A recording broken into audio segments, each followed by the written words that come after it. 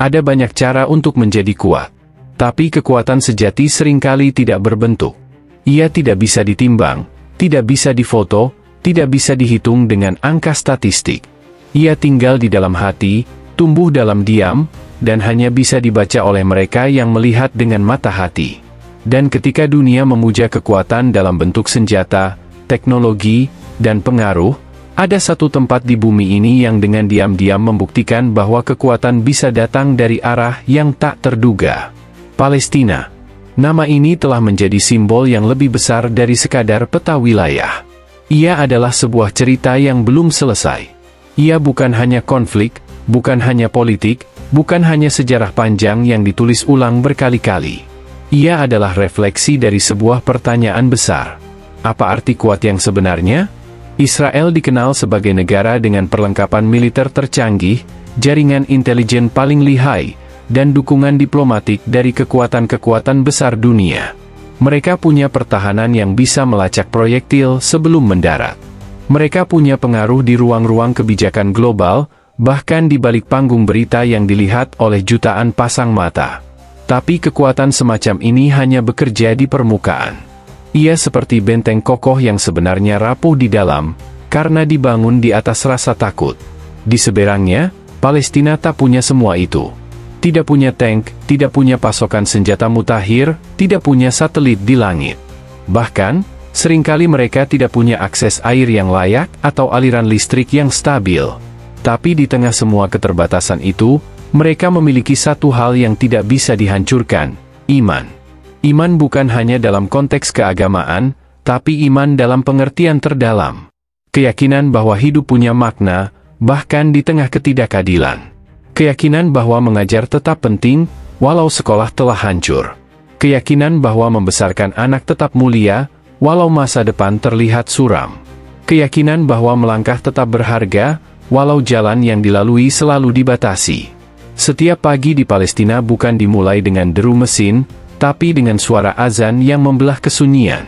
Setiap malam bukan ditutup dengan pesta gemerlap, tapi dengan untayan doa yang tulus dari rumah-rumah sederhana yang temboknya mungkin telah retak. Tapi justru dari sana, dari retakan itu, tumbuh sesuatu yang langka, keteguhan. Tidak semua orang bisa memahami ini. Dunia modern mengukur keberhasilan dengan grafik dan grafik. Tapi bagaimana mengukur kekuatan seorang ibu yang terus tersenyum meski kehilangan banyak? Bagaimana mengukur semangat seorang guru yang tetap datang ke ruang belajar meski tidak ada jaminan keselamatan? Bagaimana mengukur keteguhan hati dari seorang anak kecil yang tetap bercita-cita menjadi dokter? Di tempat di mana rumah sakit seringkali kekurangan segalanya, Palestina mengajarkan bahwa kekuatan bukan hanya soal menyerang, tapi juga soal bertahan. Bukan hanya soal menguasai, tapi juga soal menjaga nilai. Di saat dunia begitu sibuk membangun gedung-gedung pencakar langit, Palestina sibuk membangun makna. Dan makna itu tumbuh di atas penderitaan, namun tidak kalah oleh penderitaan. Sementara Israel terus memperkuat pertahanannya dengan besi dan beton, Palestina memperkuat pertahanannya dengan kesabaran dan doa. Mereka yang melihat dengan mata biasa mungkin akan berkata, ini pertarungan yang tidak seimbang. Tapi mereka yang melihat dengan mata batin akan paham. Ketidakseimbangan inilah yang justru membuka mata hati manusia. Seiring waktu berjalan, berita-berita datang dan pergi. Isu berganti. Pusat perhatian dunia berpindah. Tapi Palestina tetap di sana. Dan setiap kali dunia berpaling, mereka tak hancur, mereka justru bertumbuh. Karena keteguhan yang tak bergantung pada sorotan kamera jauh lebih kokoh dibanding opini publik yang mudah berubah-ubah. Maka pertanyaan itu pun mulai bergema di dalam diri banyak orang. Pertanyaan yang mungkin tak bisa dijawab oleh ilmuwan atau diplomat. Tapi hanya bisa dijawab oleh hati yang telah melihat cukup. Siapa yang sebenarnya lebih kuat? Yang punya bom? Atau yang punya iman? Cerita ini belum dimulai dari pertempuran, dan tidak perlu. Karena pertempuran paling besar justru terjadi di dalam diri. Di dalam konflik antara keputusasaan dan harapan. Di antara rasa takut dan keberanian untuk hidup dalam prinsip. Palestina telah memilih sisi mereka, dan mereka memilih untuk tidak menyerah. Itu saja sudah menjadi bentuk kekuatan yang tak bisa direkayasa atau dilatih dalam akademi militer manapun. Dan dari situlah kisah ini bermula. Bukan dari dentuman senjata, tapi dari kekuatan hati yang diam-diam menggerakkan sejarah. Namun dunia tidak diam. Dunia jarang sekali memberi tempat bagi keteguhan tanpa reaksi. Dan ketika kekuatan yang tak kasat mata tumbuh di balik keterbatasan, justru di sanalah sistem kekuasaan yang mapan mulai merasa terusik. Banyak yang tak memahami bahwa sebuah bangsa yang terjajah tak selalu identik dengan kelemahan. Justru dari keterjajahan itulah lahir daya tahan yang tak bisa dilatih. Dan di Palestina, daya tahan itu telah menjelma menjadi budaya, menjadi sistem hidup, menjadi nafas sehari-hari. Tapi sistem-sistem kekuasaan modern tidak bekerja berdasarkan moral. Mereka bekerja berdasarkan kepentingan. Dan setiap kali kekuatan iman di Palestina mulai membentuk wajah baru, wajah yang tenang, tapi tidak tunduk. Wajah yang sabar, tapi tidak diam, sistem itu pun mulai bertanya. Bagaimana caranya membuat mereka lupa siapa diri mereka? Bukan lagi soal tank atau jet tempur, tapi soal narasi. Soal bagaimana membentuk persepsi dunia bahwa Palestina adalah masalah. Soal bagaimana menggeser pertanyaan dari mengapa mereka bertahan menjadi mengapa mereka menolak tunduk. Dan dari situlah babak baru konflik dimulai, bukan di medan perang, tapi di ruang-ruang wacana yang tak terlihat, di layar-layar media, di forum-forum internasional, di ruang kelas anak-anak yang buku-bukunya mulai disaring. Bendera-bendera diturunkan, nama-nama jalan diganti. Masjid-masjid dikunci, sekolah-sekolah diinterogasi. Bahasa digeser, peta direvisi. Satu persatu bagian dari jati diri itu dihapus perlahan, agar generasi yang baru tak tahu apa yang pernah mereka miliki. Agar ketika mereka tumbuh, mereka lupa bahwa mereka punya sejarah. Dan ketika seseorang lupa sejarahnya, ia mudah dibentuk menjadi apapun yang dunia mau. Tapi upaya itu tak pernah benar-benar berhasil. Karena yang tertanam dalam jiwa tak mudah dicabut. Seorang anak kecil yang menyebut nama negerinya dengan bangga, meski tak tahu banyak tentang politik, sudah menjadi ancaman bagi sistem yang membangun kekuasaan di atas pelupaan. Seorang nenek yang terus menyimpan kunci rumahnya, meski rumah itu telah dihancurkan puluhan tahun lalu, sudah menjadi simbol bahwa ingatan bisa bertahan lebih lama dari tembok apapun. Konflik itu pun menjalar bukan hanya di antara dua pihak. Ia menjalar ke seluruh dunia. Membelah opini, menggoyahkan netralitas semu. Dan banyak yang mulai menyadari bahwa ini bukan semata konflik antara dua bangsa, tapi konflik antara dua cara memandang dunia. Apakah manusia dinilai dari apa yang ia punya, atau dari apa yang ia yakini? Di beberapa tempat, mahasiswa mulai bertanya. Di ruang-ruang pengadilan internasional, suara-suara mulai menggema. Di dunia maya, muncul pertanyaan-pertanyaan baru. Mengapa yang tertindas selalu diminta membuktikan bahwa mereka layak dibela? Mengapa yang lemah harus menjelaskan bahwa mereka manusia? Sementara itu, di tanah yang terus direbut sedikit demi sedikit, kehidupan tetap berlangsung. Para petani tetap menanam, walau ladangnya kini berbatas pagar-pagar.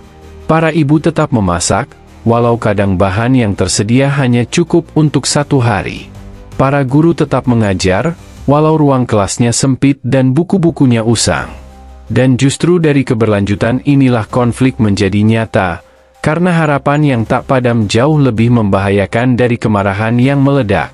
Itulah konflik awal yang tidak ditulis dalam dokumen resmi, tapi tercetak jelas di wajah-wajah mereka yang menolak tunduk. Di seberang sana, segala upaya dibuat agar dunia percaya bahwa Palestina tidak punya masa depan. Tapi setiap kali seorang anak lahir dan diberi nama dengan makna kemenangan, narasi itu runtuh sedikit demi sedikit. Konflik ini bukan tentang menang atau kalah dalam pengertian konvensional, tapi tentang siapa yang sanggup bertahan tanpa kehilangan jiwa. Dan Palestina, dari awal, telah memilih jalan yang sepi, jalan mempertahankan martabat, bukan membalas dengan kebencian. Sebuah jalan yang mungkin lambat, tapi tak pernah mati. Dan ketika dunia mulai lelah membahas isu ini, mereka di Palestina tetap hidup dalam kenyataan itu. Bukan untuk jadi berita, tapi untuk tetap menjadi manusia. Sebab perjuangan paling sunyi justru adalah perjuangan untuk tetap manusiawi, ketika dunia ingin mengubahmu menjadi simbol, angka statistik, atau sekadar isu. Dalam keheningan itu, ada satu kesadaran yang mulai tumbuh, bahwa konflik ini bukan sekadar geopolitik, tapi cermin bagi kita semua, tentang apa artinya menjadi kuat, dan apa artinya menjadi manusia. Pertanyaan itu kini meluas jauh melampaui batas-batas geopolitik, merambat ke dalam benak jutaan orang yang sebelumnya hanya melihat dari layar kaca. Kini dunia tidak lagi hanya menonton, tapi mulai merasa tersentuh oleh sesuatu yang jauh lebih dalam dari sekadar konflik. Karena ketika satu bangsa memilih bertahan bukan dengan kekuasaan, melainkan dengan keteguhan ruhani, maka batas antara penonton dan yang terlibat mulai kabur. Orang-orang mulai merasa bahwa ada sesuatu yang salah dengan cara dunia menilai kekuatan. Selama ini, kekuatan dikaitkan dengan senjata, teknologi, dan kekuasaan ekonomi. Tapi entah mengapa, dalam kasus ini, justru yang tidak punya itu semua terlihat lebih utuh. Yang tak punya senjata, ternyata punya keberanian untuk tetap berdiri. Yang tak punya kekuasaan, justru punya suara yang menggema hingga ke hati nurani dunia. Dan inilah titik di mana narasi mulai berbalik. Ketika mereka yang tertindas tidak lagi bicara dengan teriakan, melainkan dengan ketenangan, justru ketenangan itu terasa mengguncang. Ibarat batu kecil yang dilempar ke danau, riaknya pelan tapi mencapai tepian. Di universitas-universitas jauh dari Timur Tengah, diskusi-diskusi mulai berubah nada. Di ruang-ruang redaksi, jurnalis mulai bertanya, mengapa narasi yang kita pegang selama ini terasa pincang? Mengapa yang punya senjata selalu diberi alasan, tapi yang punya iman selalu dituntut bersabar? Saat itulah banyak yang mulai sadar, bahwa konflik ini tak lagi soal tanah, tapi soal identitas. Soal hak untuk tetap ada tanpa harus tunduk.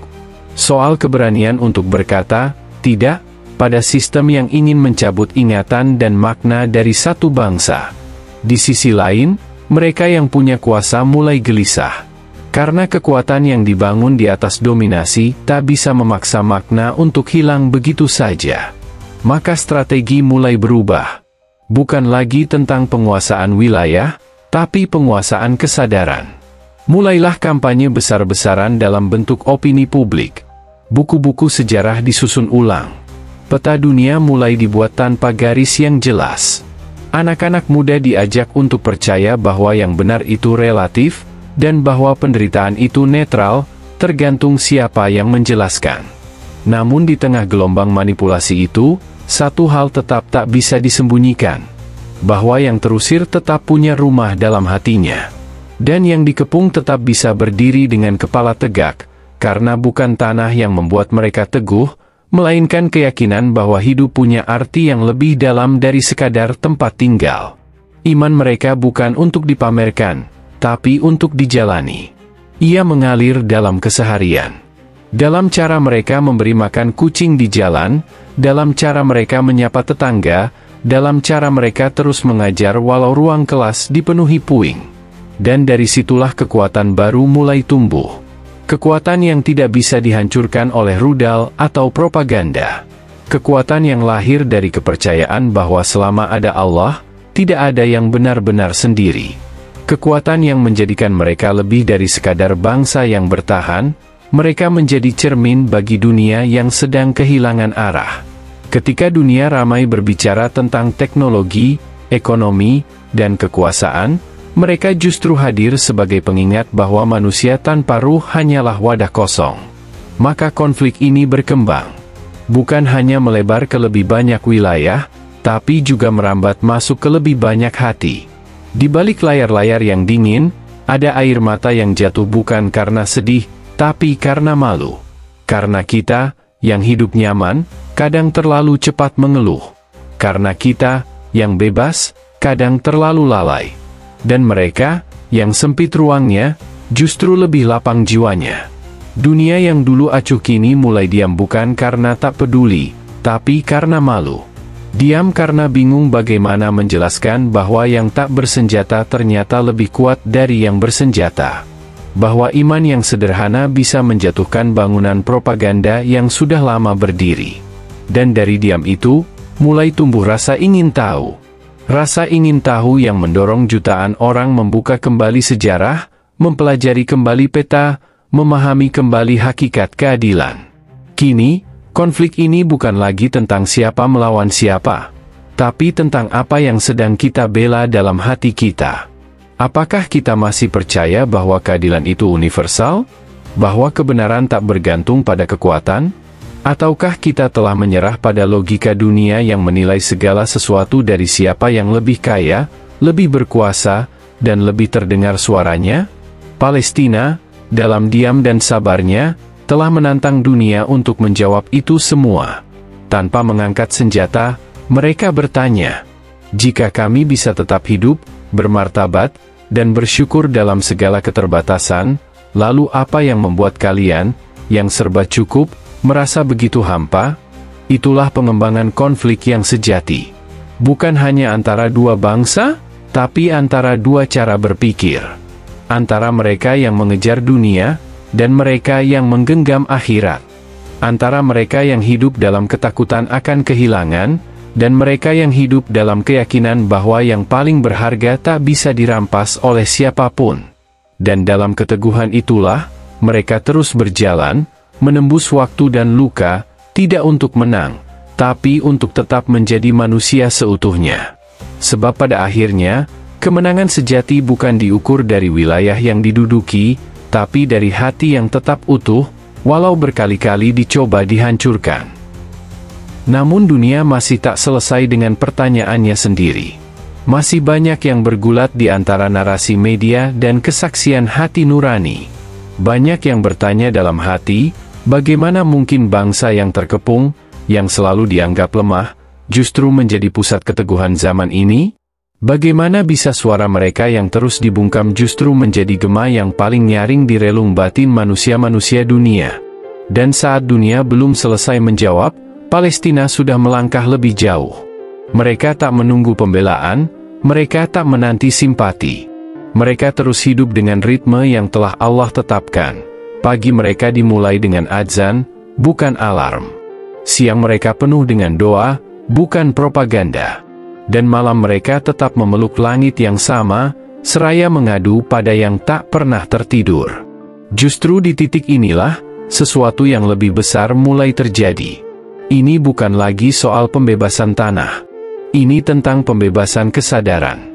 Kesadaran bahwa manusia tak bisa dikalahkan selama ia tahu siapa Tuhannya. Kesadaran bahwa kekuasaan manusia itu fana, sementara cinta kepada kebenaran itu kekal. Dunia mulai melihat bahwa kekuatan militer tak bisa menandingi kekuatan makna. Karena senjata hanya bisa menggetarkan dinding, tapi iman bisa mengguncang jiwa. Di tengah kota yang porak-poranda, di antara puing-puing bangunan yang kehilangan bentuk, anak-anak kecil masih mengeja huruf-huruf alif, ba, tea dari mushaf tua yang diwariskan turun-temurun. Mereka duduk bersila, bersandar pada keyakinan, bukan tembok. Mereka hafal doa-doa bukan untuk pamer, tapi untuk bertahan. Dan ketika mereka tertawa, ya, mereka masih tertawa, itu bukan karena lupa akan penderitaan, tapi karena mereka percaya bahwa dunia ini hanya sebentar. Sementara itu, dunia yang katanya kuat, mulai goyah. Mereka punya bom, tapi takut kehilangan legitimasi. Mereka punya teknologi, tapi kehilangan empati. Mereka punya kekuasaan, tapi tidak punya kedamaian. Dan disinilah semuanya menjadi jelas, siapa yang sebenarnya kuat. Bukan mereka yang bisa memerintah dengan tekanan, tapi mereka yang bisa berdiri dengan sabar. Bukan mereka yang bisa memaksakan kehendak, tapi mereka yang tetap memegang prinsip saat semua orang menjualnya. Kekuatan tak lagi diukur dari suara yang paling keras, tapi dari kesanggupan untuk diam tanpa menyerah. Ketika konferensi demi konferensi hanya menghasilkan debat, Palestina memilih melangkah dalam keheningan yang mendidik. Mereka mengajarkan dunia arti dari kesabaran. Arti dari memaafkan tanpa melupakan. Arti dari berdiri tegak, bahkan ketika lutut ingin menyerah. Mereka tak pernah menyebut diri mereka pahlawan. Tapi dunia mulai sadar bahwa merekalah wajah asli dari keberanian zaman ini. Di setiap pintu rumah yang bolong karena serangan, ada tulisan, Bismillah, yang tidak pernah pudar. Di setiap sekolah yang hanya punya papan tulis dan 20 bangku reot, ada guru yang tetap tersenyum. Di setiap pasar yang sederhana, ada ibu-ibu yang masih menawar sambil mendoakan negeri. Dan di setiap sajadah yang digelar di tengah jalanan, ada harapan yang tak bisa dihancurkan. Palestina mungkin tidak punya kekuatan diplomatik yang dominan. Tapi mereka punya sesuatu yang tak bisa dibeli di forum internasional, kehormatan. Karena kehormatan tidak datang dari jabatan, tapi dari kesediaan untuk tidak menjual diri. Mereka tidak perlu sorotan untuk merasa berarti, cukup tahu bahwa Allah melihat.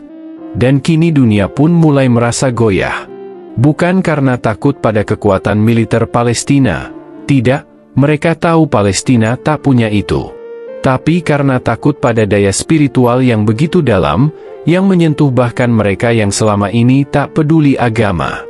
Banyak dari mereka yang sebelumnya tak pernah menyentuh mushaf, kini mulai membuka-buka terjemahannya. Banyak yang tadinya tak pernah sholat, mulai sujud di tengah malam.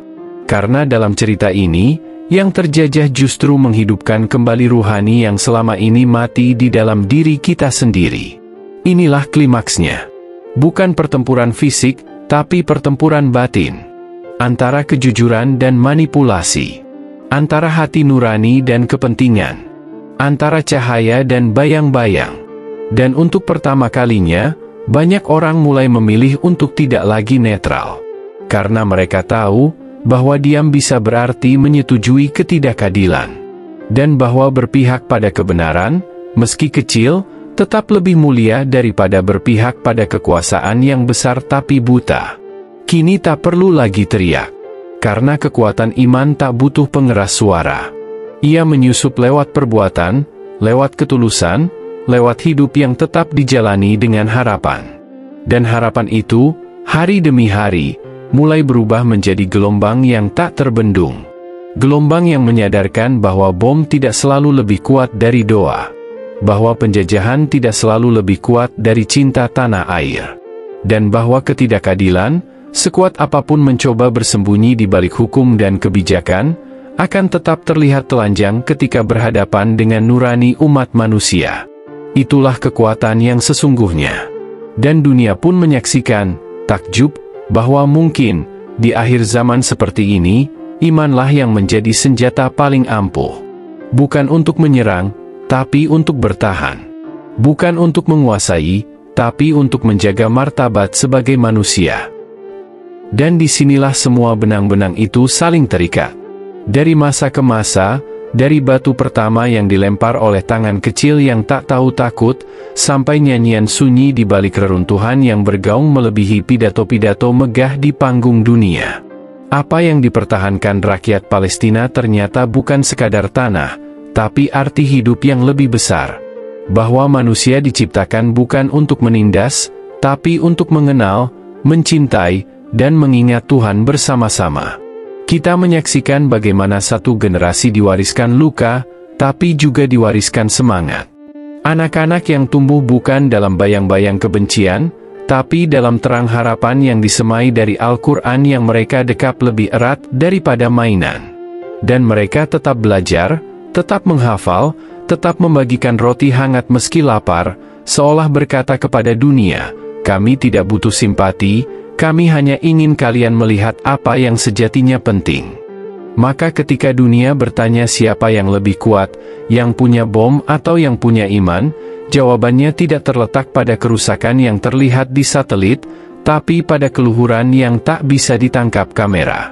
Kekuatan sejati ternyata bukan tentang menekan tombol peluncur, tapi tentang bagaimana seseorang masih bisa mengangkat tangan dan berdoa, bahkan ketika semua alasan untuk putus asa sudah terkumpul di hadapannya. Kita telah sampai di ujung perjalanan ini, tapi bukan di ujung perjuangan itu sendiri. Palestina masih ada, bukan karena dilindungi pagar besi, tapi karena dilindungi pagar doa. Di tiap sajadah yang tak pernah dilipat, di tiap masjid yang tetap berdiri meski tanpa atap, di tiap lisan yang tak pernah lelah mengucap, hasbunallah wa ni'mal wakil, di sanalah kekuatan itu hidup. Dan mungkin, justru karena mereka tak punya apa-apa, mereka lebih bebas mencintai segalanya. Karena tak ada harta untuk ditakuti hilang, tak ada kursi untuk dipertahankan dengan kebohongan, tak ada pangkat yang membutakan. Yang tersisa hanya satu, keyakinan. Dan keyakinan itu menyala, menjalar, menyusup ke dalam hati umat manusia di seluruh penjuru bumi, tak peduli bahasa, warna kulit, atau kebangsaan. Ia menyentuh orang-orang yang selama ini hidup dalam diam, menyulut kesadaran bahwa ketidakadilan di satu tempat adalah ancaman bagi keadilan di seluruh dunia.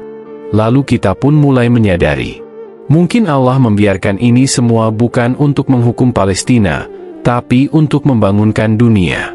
Agar mereka yang hidup dalam kelimpahan bisa belajar makna syukur. Agar mereka yang tertidur di antara kenyamanan bisa tersentak melihat makna keteguhan. Dan agar mereka yang selama ini ragu pada kekuatan iman, kini percaya bahwa iman tidak hanya hidup di kitab, tapi di langkah kaki orang-orang yang tetap berdiri meski dunia memerintah mereka untuk runtuh. Di akhir cerita ini, tidak ada perayaan besar. Tidak ada parade kemenangan. Yang ada hanyalah seorang anak yang menggambar masjid dengan krayon patah, seorang kakek yang mengajarkan surah Al-Ikhlas di bangku kayu yang goyah, seorang ibu yang menyimpan sepotong roti terakhir untuk anaknya sambil menatap langit malam, semuanya sederhana, tapi disitulah letak keagungan. Dan barangkali, inilah kesimpulan yang paling jujur. Israel mungkin punya bom, tapi Palestina punya iman. Dan dalam benturan paling sunyi antara logam dan jiwa, ternyata dunia mulai berpaling pada yang abadi. Karena kekuatan yang sejati tidak berakhir dengan ledakan, tapi dengan perubahan hati. Dan perubahan itu kini telah dimulai. Dalam setiap doa yang lirih di sepertiga malam. Dalam setiap mata yang menangis bukan karena takut, tapi karena rindu pada keadilan. Dalam setiap langkah kecil yang menuju masjid meski jalanannya tak lagi rata. Dalam setiap napas yang disertai keyakinan bahwa kemenangan tak selalu tampak di dunia, tapi pasti diperhitungkan di langit. Dan jika nanti anak cucu kita bertanya, siapa yang sesungguhnya menang? Kita tak perlu menjelaskan panjang lebar. Cukup katakan, yang menang adalah mereka yang tetap menjadi manusia, ketika yang lain memilih menjadi penguasa tanpa hati. Karena kekuatan sejati bukan soal siapa yang ditakuti, tapi siapa yang tetap bisa dicintai, meski tak punya apa-apa selain iman.